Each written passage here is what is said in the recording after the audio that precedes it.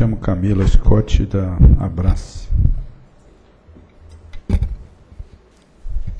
Boa tarde a todos. Boa tarde, secretário Frederico. Em nome da Associação Brasileira de Grandes Consumidores de Energia, agradeço a oportunidade de discutir essa que é uma alteração tão significativa na cultura de contratação de energia das empresas. Antes de começar, queria passar um pouco a nossa percepção sobre a portaria, e que está muito alinhada com o que está todo mundo colocando aqui, que é a alteração significativa na lógica de contratação, e essa alteração vai exigir mudança na cultura do uso da energia no chão de fábrica e, consequentemente, custos operacionais maiores. A imprevisibilidade associada ao consumo futuro de energia.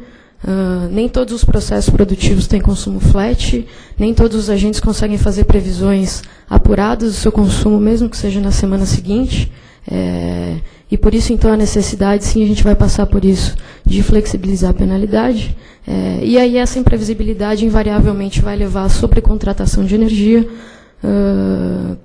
Os consumidores estariam não só contratando mais, em volume maior do que o necessário, mas a um preço maior do que o necessário, do que um preço atual. E aí a questão das flexibilidades contratuais desvinculadas da medição. Essas flexibilidades são extremamente importantes para os consumidores.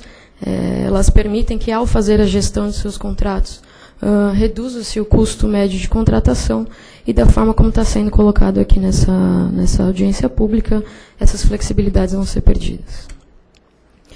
Em relação ao registro e validação, a proposta da SEM de que o registro e validação dos contratos seja feito até às 18 horas da terça-feira anterior ao início da semana de comercialização, a contribuição da Abrace para que seja até às 18 horas da quinta-feira. Primeiro, porque a proposta da SEM aumenta a margem de erro da previsão de consumo, porque você está fazendo a previsão para o consumo por um tempo maior, uma distância maior.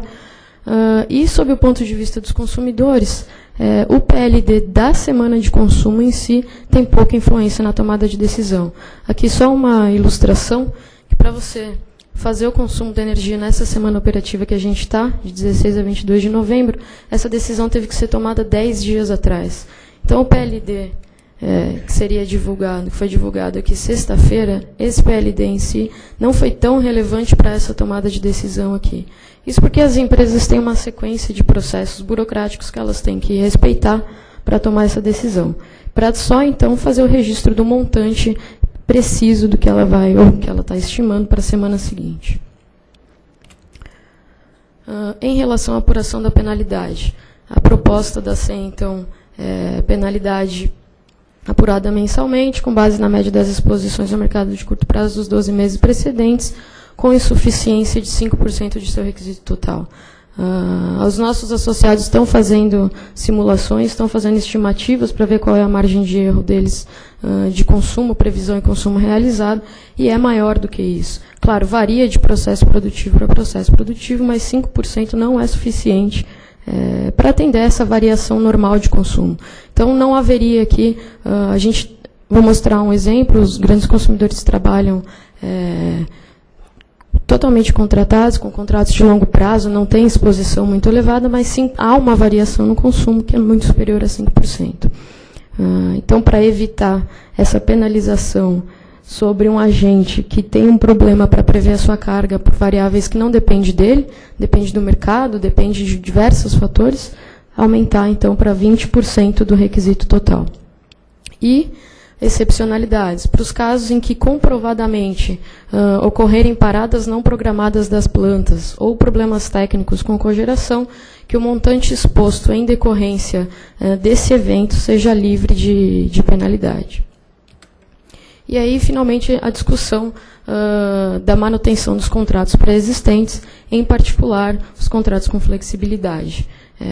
A proposta com flexibilidade por percentual ou por prioridade que está colocada aqui não atende a todos os tipos de flexibilidades existentes nos contratos vigentes.